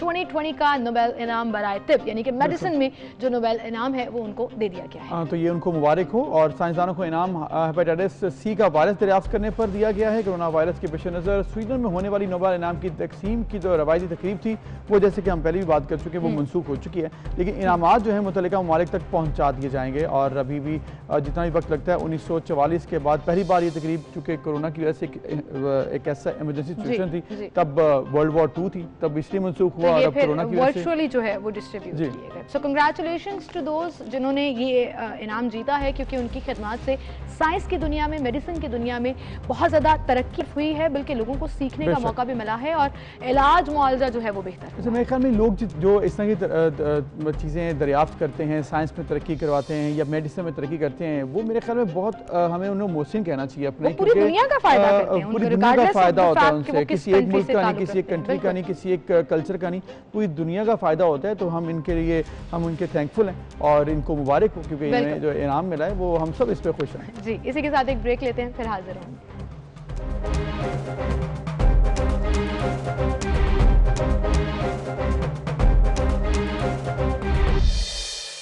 एक बार फिर से आपको खुशामदीद कहेंगे। शौक का कोई मूल नहीं, ये कहते हैं अबूजर। और घर पे जब आप कुछ भी डेकोरेशन वाली साइट पर चले जाएं, इंटीरियर वाली साइट पर चले जाएं, इवन पेट्स रखने वाली साइट पर चले जाएं, तो it all depends on your mood and your passion towards these things. एक और शौक जिसको अपेरेंटली ये समझा जाता है कि it's an expensive one but बड़ा लाइवली और बड़ा ज़बरदस्त है कि लोग घरों में एक्वेरियम्स रखते हैं और बड़े लग्जूरियस एक्वेरियम्स होते हैं जो लोग अपनी डिमांड, अपने स्टाइल और अपने पैशन के मुताबिक रखते हैं, जिसमें डिफरेंट तरह की फिश होती हैं। फिर इसमें एक्वेरियम को डिज़ाइन कैसे करना है, कलर्स क्या होने चाहिए, सफाई सुथराई का ख्याल क्या रखना है, फीड क्या कराना है इनको, ये बड़ी चीज़ें मैटर करती हैं। अच्छा, मुझे तो बचपन में याद है, छोटा सा मेरा एक पॉट में पानी रहता था, 4-6 मछलियाँ डाल देते थे, तो हमसे तो वो भी नहीं संभाली जाती थी और वो भी बेचारी कुछ दिन बाद उनकी डेथ हो जाती थी, है ना। ये होता था ना, इनके बारे में एक चूजे, जो कलरफुल चूजे नहीं होते कि वो भी बच्चे ले लेते हैं, वो सर्वाइव नहीं कर पाते। तो क्या तरीका है इनकी केयर कैसे करनी है? अगर आप एक्वेरियम बड़ा या छोटा बनाना चाहते हैं घर पे और उनको रखना चाहते हैं, तो फिर तरीका क्या है? हम आपको आज मिलवाते हैं मोहम्मद हसन से, जो कि मेरीन वर्ल्ड को मैनेज करते हैं और उनको बहुत ज़्यादा एक्सपीरियंस है, 8 साल हो चुके हैं उनको इस बिज़नेस में, और वो लोगों को गाइड भी करते हैं और उनको प्रोवाइड भी करते हैं एक्वेरियम। तो उनसे हम बात करते हैं। अस्सलाम वालेकुम हसन। हसन, एक्वेरियम का शौक ऑब्वियसली बड़ा ज़बरदस्त शौक है, लेकिन बहुत से लोगों को मैनेज पहले तो ये समझ नहीं आती कि मैनेज कैसे करना है। थोड़ा सा आप बताएं कि आपको पहले ये शौक पैदा कैसे हुआ, तो फिर इसको मैनेज कैसे किया जाता है। और ये भी कहते हैं, जिसने सीमा ने शुरू में कहा कि बड़ा महंगा शौक कंसिडर होता है, इस बारे में थोड़ा बताएं। देखें, ये एक्चुअली मेरे वालिद और चाचा ने मेरे यानी कि बचपन से ही मेरे घर में एक्वेरियम था और उनका शौक था और वहाँ से मुझे इनहेरिट हुआ। फिर 6-7 क्लास में जाके मैंने इसको सॉल्ट वाटर में कन्वर्ट करने की कोशिश की। शुरू में मुझे सक्सेस नहीं मिली, लेकिन फिर अल्टीमेटली सक्सेस मिली। तो उसके बाद मैंने ग्रेजुएशन के साथ इसको एज अ बिजनेस कर लिया। और बात इसके महंगे या सस्ते होने की, देखें वो टोटली डिपेंड करता है आपके बजट पे। आप कितने किसके 25,000 से ऑनवर्ड किसी भी बजट में आप इस हॉबी को कर सकते हैं। ज़रूरी नहीं है कि आपको बहुत ज़्यादा बजट चाहिए या बहुत बड़ा एक्वेरियम चाहिए। आप टैंक नैनो छोटा टैंक बना सकते हैं, वो उसकी मेंटेनेंस भी बहुत कम होती है। यानी कि टोटली डिपेंड करता है आप पे। बिल्कुल सही, ये टोटली डिपेंड करता है कि आप कस्टमाइज़ क्या कराना चाहते हो। अच्छा हसन, मैं if I am not wrong, तो बहुत से साइकोलॉजिस्ट जो हैं वो इसको as a mental relax therapy भी बताते हैं कि if you sit in front of the aquarium and you keep looking on in the aquarium, तो कहीं ना कहीं बहुत सी पॉजिटिविटी आपके अंदर आती है, because there is life inside जिसको आप देख रहे हैं और वो फ्रीली मूव कर रही है। सो ये मछलियाँ उसके अंदर या क्या प्रॉप्स उसके अंदर रखे जाएँ, ये कितना मैटर करता है? देखें, टोटली आपकी हॉबी पर डिपेंड करता है। इसमें देखिए फिश होती हैं, कोरल्स होते हैं, इन्वर्टिब्रेट्स होते हैं, यानी कि इसमें स्टार फिशेस, फ्लेम्स, मुख्तलिफ कलरफुल फिश होती हैं। और डेफिनेटली क्योंकि उनकी मूवमेंट देख के और लाइफ एक नज़र आती है, तो उससे आपको डिप्रेशन वगैरह या आपका ओवरऑल एंजाइटी कंट्रोल होती है इससे। सही, ठीक है हसन, ऑब्वियसली बड़ा हेल्पफुल है ये, साइकोलॉजिकली भी आपने बताया, लेकिन उस बात में आपने बड़ी जनरल बात कर दी कि महंगा भी होता है, सस्ता भी होता है, लेकिन असल में ये प्रॉब्लम है लोगों को कि अगर लाखों रुपए का होगा तो ऑब्वियसली वो तो मैनेज कर लेंगे, लेकिन सस्ते से सस्ता अगर एक्वेरियम मैंने घर पे बनाना है और उसको मैनेज करना है, कितनी कॉस्ट आएगी, फिर उसकी जो सफाई है उसका क्या प्रोसेस है, फिर उसमें जो आप अक्सर होता है कि आप उनकी डेथ हो जाती है फिश की, आप टेक केयर नहीं कर पाते सही तरीके से, कैसे करना है खुराक को मैनेज? इंडिविजुअल लेवल पे मैं अकेला कर सकता हूँ घर पे या कोई केयर टेकर रखना होगा?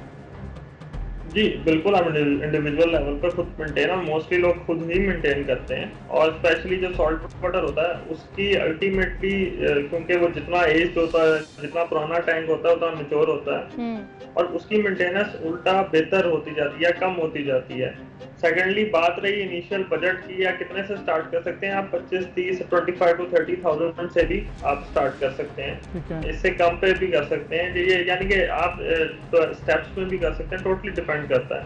लेकिन एक अच्छा छोटा नैनो टैंक 25 to 40,000 के इन बिटवीन एक अच्छा टैंक प्रॉपर फिल्ट्रेशन यूनिट के साथ बन जाता है। हाँ, अगर आपने इसका प्रॉपर फिल्ट्रेशन यूनिट डिजाइन हुआ हुआ टैंक में, प्रॉपर जो रिक्वायरमेंट है उसकी आपने फुलफिल की है, तो फिर मोर्टेलिटी बहुत कम है इसमें, यानी कि वो नहीं है। और काफी साल हमारी फिशेस चलती हैं, ग्रो भी करती हैं, इनफैक्ट अब तो हम रिप्रोडक्शन की तरफ भी जा रहे हैं। अच्छा, लोकली। अच्छा, साथ ही हसन ये भी बताइएगा कि मछलियाँ खाती क्या हैं? क्या स्पेशल किस्म का फूड होता है, या जो आम मार्केट में फिश फूड अवेलेबल होता है वो आप डाल सकते हैं? एंड ऑल्सो कलरफुल ये जो मछलियाँ हैं ये तो बड़ी क्यूट लगती हैं, इनका सर्वाइवल रेट क्या होता है? देखिए, सर्वाइवल रेट इनका 100% है। ऑब्वियसली ये जिंदा चीज है, कोई अच्छा मोर्टेलिटी का चांस बिल्कुल होता है, लेकिन मोस्टली ये यानी कि जैसे क्लाउन्स हैं, डैमसल्स हैं, छोटी स्पीशीज हैं फिश की, वो 5 से 7 साल तक सर्वाइव कैपेसिटी में करती हैं। इसके अलावा टैंग्स आती हैं, दूसरी नस्लें हैं जो 15 से 20 साल 25 साल तक कैप्टिविटी में सर्वाइव करती हैं। डोरी आपने फाइंडिंग नीमो में देखी होगी, जी वो 15 से 20 साल तक इजीली सर्वाइव करती है। हमारे पास 4-5-6 साल से तो ऑलरेडी यहाँ पे पाकिस्तान में हॉबीइस्ट के पास है। तो वो फाइंडिंग नीमो वाली अवेलेबल है आपके पास? जी बिल्कुल है, डोरी भी है, क्लाउन भी है। ये तो बच्चे बड़ा खुश होने वाले हैं फिर। वो तो आज ही जिद करेंगे कि घर पे एक्वेरियम चाहिए, फाइंडिंग निमो चाहिए। बिल्कुल, बड़ी इंटरेस्टिंग आपने बात बताई कि इतनी वैरायटी है। तो हसन आपने वो बताया नहीं है कि खाती क्या, क्योंकि पीती क्या है वो तो पता है, पानी है, सिंपल पैलेट्स होते हैं, और सी वेजीज होती हैं, सी फीड जिसको कहते हैं, जो और ये दो इनकी सिंपल सी फीड्स हैं जो नॉर्मली हमारे पास से भी मिलती हैं, बाकी दुकानदारों के पास मिलती हैं, कोई एक्स्ट्राऑर्डिनरी एक्सपेंसिव नहीं है। ठीक है, इसकी यानी कि एक छोटा सा पैकेट, वो 50 ग्राम का पैकेट बहुत अच्छे चल सकता है, डिपेंड करता है फिशेस आपके पास कितनी है। अच्छा हसन, मुझे साथ ये भी बताइएगा, जैसे आपने कहा कि बड़ी फिश भी होती है, तो किसी ने अगर घर पे मतलब बड़ी फिश रखनी है या छोटी बड़ी हो रही है, तो फुल साइज एक्वेरियम कितना बड़ा हो सकता है, क्या क्या उसमें फैसिलिटीज़ हो सकती हैं? और ये जो अभी मुझे थोड़ी सी इन्फॉर्मेशन भी मिली है कि आप जो फ़िश की इकसाम बता रहे हैं उसमें कहीं ना कहीं आपके पास, if I am not wrong, तो छोटी शार्क भी अवेलेबल है। जी बिल्कुल, शार्क्स हम ऑन ऑर्डर बिल्कुल मंगवाते हैं। अच्छा। और इनफैक्ट वो यानी कि उसके लिए मिनिमम टैंक साइज चाहिए होता है 13 to 14, यानी कि इसको हम 1200 गैलन्स का टैंक करते हैं। उसमें जो मिनिएचर ब्लैक टिप शार्क होती हैं उसके यानी कि 12 से 18 इंच का पीस आता है, पप्स होते हैं, और सेकेंडली वो ओवरग्रो नहीं हो सकती फिश, तो वो हम इधर यानी कि बिल्कुल वो रख सकते हैं टैंक्स में, और कुछ लोगों ने रखी हुई है ऑलरेडी, हमने मंगवा के दी हुई है, सेटअप किए हैं शार्क टैंक। जबरदस्त, वेरी नाइस। हसन, आपने बताया कि आप मंगवाते हैं फिश ऑन ऑर्डर्स, तो ऑब्वियसली ये डिपार्टमेंट है पूरा गवर्नमेंट का भी, जो कि फ़िश के ऊपर फिशरीज डिपार्टमेंट जो कि यहाँ पर भी लोकल भी ब्रीड करते हैं, फिर इंपोर्ट भी करते हैं। आप क्या उनके साथ भी कोई आपका राब्ता है? क्योंकि अगर आप कुछ काम कर रहे हैं, आगे कुछ लेके जा रहे हैं, कुछ प्रोजेक्ट लेके आ रहे हैं, तो गवर्नमेंट के साथ भी कुछ अटैचमेंट है, या फिर आप इंडिविजुअल लेवल पे ही सारा कुछ करते हैं, उसमें आपको कोई रोक टोक नहीं है, लाइसेंस आपके पास है? जी नहीं, हर सर्टिफिकेट लेना पड़ता है, ओरिजिन से भी इधर से भी, हम दोनों ऑब्वियसली वो अटेन करते हैं, उसके बगैर तो यानी कि इंपोर्ट कर नहीं सकते आप। ठीक है। और जो बेसिक रिक्वायरमेंट्स हैं वो फुलफिल करके कस्टम क्लियर होती है, तो फिर हम यानी कि सिर्फ में इनका कोई ऐसा स्पेसिफिकली कोई अलग परमिट नहीं, वो सिर्फ हेल्थ सर्टिफिकेट चाहिए होता है। ठीक है, और ये हो जाता है ऑर्नामेंटल फिशेस में, क्योंकि अच्छा एक्वेरियम्स एक जानिब जहाँ डोमेस्टिक हॉबी और शौक है, वहीं पर हसन हम दुनिया में जाते हैं तो ऐसे बड़े एक्वेरियम्स होते हैं, it's like you can walk through the tunnels, और आपके दोनों तरफ वो एक्वेरियम फील दी हुई है जिसमें बड़ी बड़ी मछलियां हैं, जो आप रिक्रिएशन के तौर पर, सैर तफरी के तौर पर एक ऐसा पॉइंट सेलेक्ट कर देते हैं। For example Dubai aquarium mall का अगर जिक्र करें तो बहुत लोग बड़े लोग वहाँ जाते हैं। Are you in process of something जिसमें ऐसा कोई कमर्शियल प्रोजेक्ट हो पाकिस्तान में भी और ये फैसिलिटी यहाँ पर अवेलेबल हो? जी बिल्कुल, ऐसे ग्रुप का प्रोजेक्ट है। ये यहीं लाहौर के पास ही काला शिकागो मेन पे, वहाँ पे एक वो मॉल डेवलप कर रहे हैं। उस मॉल में हम उनके साथ मिलके एक ऑब्वियसली दुबई मॉल का तो स्केल बहुत बड़ा है, इसका 40-50% साइज का टैंक जिसमें टनल भी होगी और प्लस फिर अंडर वाटर जू एग्जिबिट भी होगा। यानी कि फर्स्ट ऑफ अ काइंड वो प्रोजेक्ट कहाँ पे बना रहे हैं? प्लस उसमें एक तो एंटरटेनमेंट तो होगा ही होगा, साथ में हम एजुकेशन प्रोग्राम भी स्टार्ट करेंगे। बच्चों के लिए केमिस्ट्री बड़ी कनेक्टेड है इसके साथ। हसन बना कर रहे हैं।